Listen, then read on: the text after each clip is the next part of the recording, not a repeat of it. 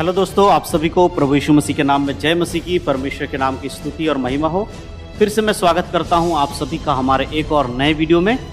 दोस्तों, आज हम बात करने वाले हैं उपवास के ऊपर। ऐसा एक उपवास जो मसीह लोग अगर रखेंगे तो उनका नुकसान ही होगा। जी हाँ, मैं जो कहने वाला हूँ ध्यान से सुनिएगा। सिर्फ इतनी सी बात सुनकर मत चले जाइए, वीडियो को पूरा देखिए, तभी आप सही से समझ पाएंगे, है ना। शुरू की कुछ बातों को सुन लेंगे और आपको लगेगा आप पता नहीं क्या बोल रहे हो। ऐसा नहीं, ज़्यादा लंबा वीडियो नहीं होता है, हमारा वीडियो बहुत छोटा होता है, इसीलिए आप बड़े ध्यान से सुन लीजिए और उसके बाद आप समझने की कोशिश करिए, ठीक है। तो मैंने कहा कि ऐसा एक उपवास है ना, ऐसा एक उपवास है जिसे अगर आप जो मसीह यीशु पर विश्वास करते हैं, अगर मसीह लोग इस उपवास को करेंगे, ऐसे उपवास को करेंगे, तो आपका सिर्फ नुकसान होगा और कुछ नहीं होगा। आपका शरीर का नुकसान होगा, आपके सेहत का नुकसान होगा, आपके आत्मिक जीवन का नुकसान होगा और आप आत्मिकता में पीछे हो जाएंगे। जी हाँ, मैं जो कह रहा हूँ बड़े ध्यान से सुनिए। बहुत बार आपने सुना होगा कि उपवास रखने से आत्मिक उन्नति होती है और आत्मिकता में बढ़ोतरी होती है, लेकिन आज मैं कह रहा हूँ उपवास रखने से आपका नुकसान होगा। उन्नति तो बाद में होगी, सबसे पहले आपका नुकसान होगा। तो मैं किस विषय पे बात करने वाला हूँ आज मैं इस वीडियो में बताऊंगा कि उपवास किस तरीके से रखना है और कौन से उपवास से आपका नुकसान हो सकता है, कौन से उपवास से आपका फायदा हो सकता है। इसीलिए बड़े ध्यान से आज की वीडियो को देखिए और वीडियो देखने के बाद शेयर जरूर करिएगा ताकि और भी मसीह भाई बहन लोग इसको देखें, समझे और अच्छे रीति से उत्तम तरीके से उपवास को रखें। तो चलिए देर नहीं करते, आज की वीडियो को शुरू करते हैं। देखिए, उपवास की अगर हम बात करें, अगर हम कहें उपवास की, तो बाइबल में बहुत सारे लोगों ने उपवास रखा है। यीशु मसीह ने भी उपवास रखा है। जब यीशु मसीह ने बपतिस्मा लिया और सेवकाई शुरू किया, उससे पहले उन्होंने 40 दिन का उपवास रखा। हम सब लोग जानते हैं यीशु मसीह 40 दिन तक उपवास रखे थे। और आज के समय में जो अभी समय चल रहा है, ये जो मार्च अप्रैल का समय चलता है, इस समय में क्या होता है कि बहुत सारे नामधारी मसीह लोग 40 दिन का उपवास रखते हैं ना, हर साल रखते हैं। ऐसा नहीं है कि सिर्फ एक साल रख रहे हैं। जो नामधारी मसीह हैं वो सिर्फ अपने आप को मसीह कहते हैं, क्रिश्चियन कहते हैं, लेकिन उनके कई लोगों के जीवन से मसीहत नहीं झलकती है। बस साल के 2-3 त्योहार होते हैं, चाहे वो क्रिसमस हो, ईस्टर हो, पाम संडे हो, गुड फ्राइडे, इन सब दिनों में तो वो बहुत बड़े मसीह बन जाते हैं, लेकिन बाकी दिनों में उनके जीवन से मसीहत का कोई काम नजर नहीं आता। ऐसे बहुत सारे लोग 40 दिन का उपवास रखते हैं और उपवास रख के वो अपने आप को बहुत महान बनाने की कोशिश करते हैं। लेकिन बाइबल के अनुसार सच्चाई में, अगर ईमानदारी में अगर आप देखेंगे, तो उपवास रखने का एक तरीका है। आज के समय में बहुत सारे लोग उपवास देख कर रखते हैं, यानी आपने अगर उपवास रखा है तो मुझे लग रहा है कि मुझे भी रखना चाहिए। देखिए, उपवास के पीछे एक कारण होना चाहिए।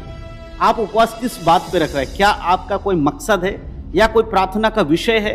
किसी विशेष चीज के लिए आप उपवास रख रहे हैं? अपनी आत्मिक उन्नति के लिए उपवास रख रहे हैं? अगर ऐसी कोई चीज आपके जीवन में है जो आपका मकसद है, परमेश्वर के सामने आप रखना चाहते हैं, बात करना चाहते हैं उपवास के साथ, तो बिल्कुल सही है, आपको उपवास रखना चाहिए। या फिर पवित्र आत्मा के द्वारा आपको प्रेरणा मिला हो या परमेश्वर की आत्मा ने आपसे उपवास रखने के विषय में कहा हो, इस विषय को लेकर तू उपवास कर। क्योंकि यीशु मसीह ने कहा था ना, एक बार दुष्ट आत्मा जब नहीं निकली, तो यीशु मसीह जब वहां आए तो उनके चेलों से यीशु मसीह ने कहा कि ये आत्मा बिना प्रार्थना उपवास के नहीं निकलती है ना। कई बार कई चीजों के लिए हमें उपवास और प्रार्थना की जरूरत पड़ती है।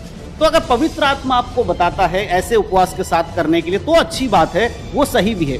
लेकिन बहुत बार मैंने देखा है कि बहुत सारे मसीह लोग देखा देखी, यानी कि एक उपवास कर रहा है, उसको देखकर ये भी उपवास रख रहा है, जबकि इसका कोई मकसद नहीं है, परमेश्वर की ओर से कोई अगुवाई नहीं है, कोई विषय नहीं, बस इसीलिए उपवास रख रहे हैं कि बाकी लोग रख रहे हैं इसलिए मैं भी रखूंगा। यानी अभी का जो समय चल रहा है 40 दिन का उपवास, अभी बहुत सारे कलीसियाओं में, कलीसिया के जो अध्यक्ष है जबरदस्ती पूरी कलीसिया को उपवास रखने के लिए कहते हैं कि सभी लोग उपवास रखो। मेरे पास एक भाई का फोन आया था, उन्होंने मुझसे कहा कि मैं एक कैथोलिक चर्च में जाता हूँ, मैं वहाँ पर जाता हूँ, तो वहाँ पर अभी उपवास शुरू हो गया है। उन्होंने मुझसे कहा कि आपको भी उपवास रखना है, अगर आप इस चर्च में आते हो तो आप भी उपवास रखिए, 40 दिन का उपवास आपको भी रखना है। तो मुझसे उन्होंने पूछा मुझे क्या करना चाहिए। मैंने कहा आपको परमेश्वर ने उपवास रखने के लिए कहा है या आपके कोई ऐसा विषय है, आप उपवास किसी के कहने से आप उपवास रख रहे हैं, आपको उससे कोई मतलब नहीं है, तो उस उपवास का कोई मतलब नहीं है ना। अगर हम मत्ती रचित सुसमाचार को पढ़ते, वहां पर यीशु मसीह ने साफ रीति से कहा उपवास के बारे में कि कपटियों के समान उपवास नहीं करना है।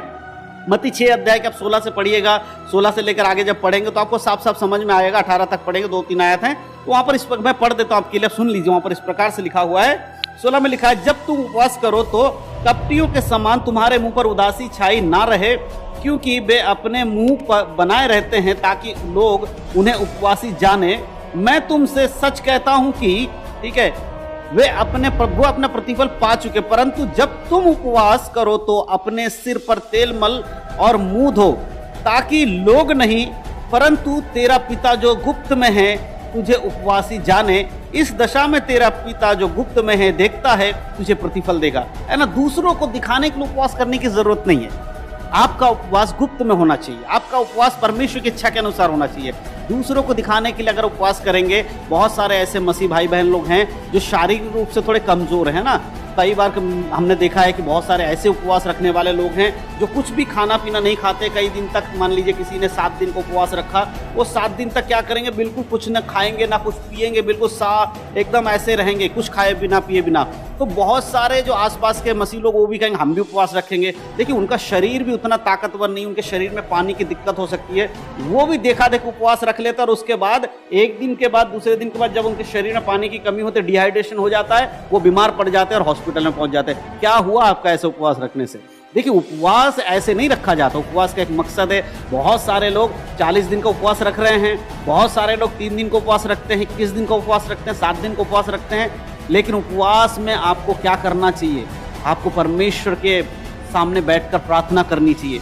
आपके पास विषय होना चाहिए, अपने देश के लिए प्रार्थना करना, अपने लोगों के लिए प्रार्थना करना है, कलीसिया के लिए प्रार्थना करना है। लेकिन आजकल लोग उपवास के नाम पर सिर्फ सुबह 2 मिनट प्रार्थना कर लेते हैं, बाकी दिन गंदे चीजों में पड़े रहते हैं, इधर उधर की बातों में पड़े रहते हैं, पाप में पड़े रहते हैं। फिर शाम को खाना खाने के टाइम फिर 2 मिनट प्रार्थना कर लेते हैं। ये कोई उपवास थोड़ी, इससे आप अपना नुकसान कर रहे हैं। एक तो क्या नुकसान हो रहा है, जब आप ऐसे उपवास रखते हैं तो आप बीमार पड़ जाते हैं, बीमार पड़ते हैं तो हॉस्पिटल में चले जाते हैं, और हॉस्पिटल में जाने के बाद आपको ये लगता है कि परमेश्वर मैंने तो तेरे लिए उपवास रखा था और मैं ही बीमार पड़ गया। फिर धीरे धीरे परमेश्वर से आपका विश्वास उठने लगता है ना। फिर आप परमेश्वर पर उतना मजबूत नहीं रह पाते, चर्च जाना छोड़ देते हैं, बहुत सारी बातें आपके जीवन में हो जाती है। इसीलिए उपवास रखने से पहले उपवास के बारे में आपको पता होना चाहिए।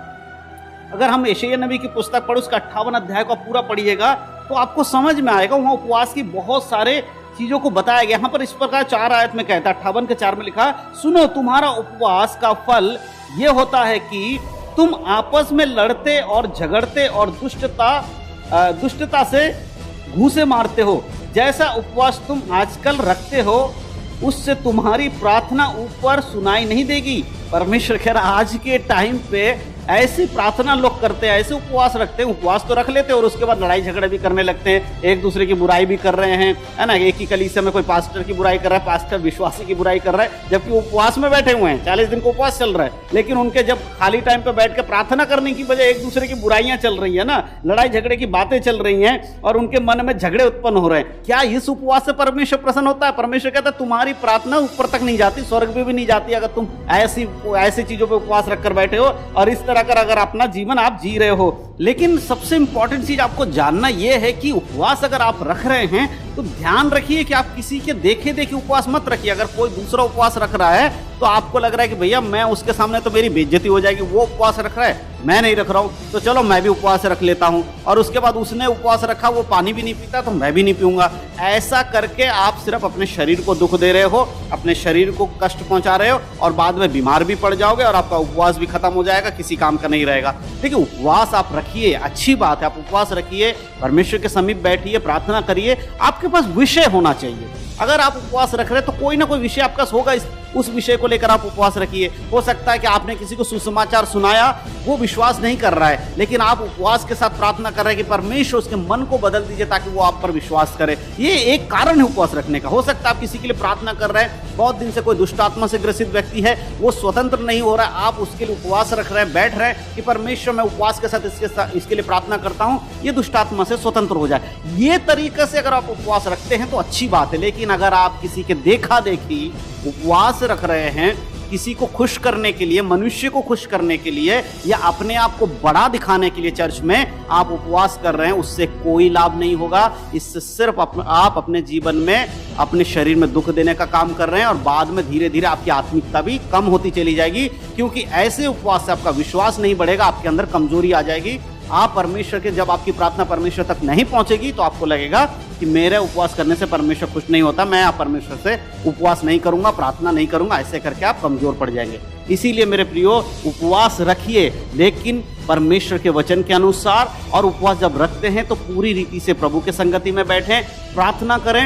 उपवास के समय इधर उधर की चीजों में मन ना लगाएं, लड़ाई झगड़े, तू मैं, चुगली में, है ना, इधर उधर की बातों में मन ना लगाएं, वचन पढ़ें, प्रार्थना करें। पूरा दिन जब आप उपवास में होते हो परमेश्वर के समीप में बिठाएं और समीप में बैठें और प्रार्थना करें, और उसके बाद अपने उपवास को आप समाप्त करें। ये तरीका है उपवास करने का। तो मैं आज जो कहना चाहता था वो यही है कि आज बहुत सारे लोग उपवास कर रहे हैं, लेकिन बहुत सारे लोगों में से कुछ लोग हैं जो सही रीति से उपवास करते हैं, और बहुत सारे ऐसे लोग हैं जिनको उपवास का मतलब भी नहीं पता, बस ऐसे ही आंख बंद करके कर रहे हैं क्योंकि उसने किया इसलिए मैं कर रहा हूं। तो आप ऐसा ना करें, परमेश्वर के वचन को पढ़ें, उसके अनुसार उपवास करें और वैसे ही जीवन जिएं और पवित्र आत्मा की अगुवाई में चले, क्योंकि यीशु मसीह बहुत जल्दी आने वाले हैं। उसके आने से पहले अपने जीवन को परख लीजिए और प्रभु की इच्छा के अनुसार जीवन जिए, ताकि यीशु जब आए उसके संग आप बादलों पर जा सके।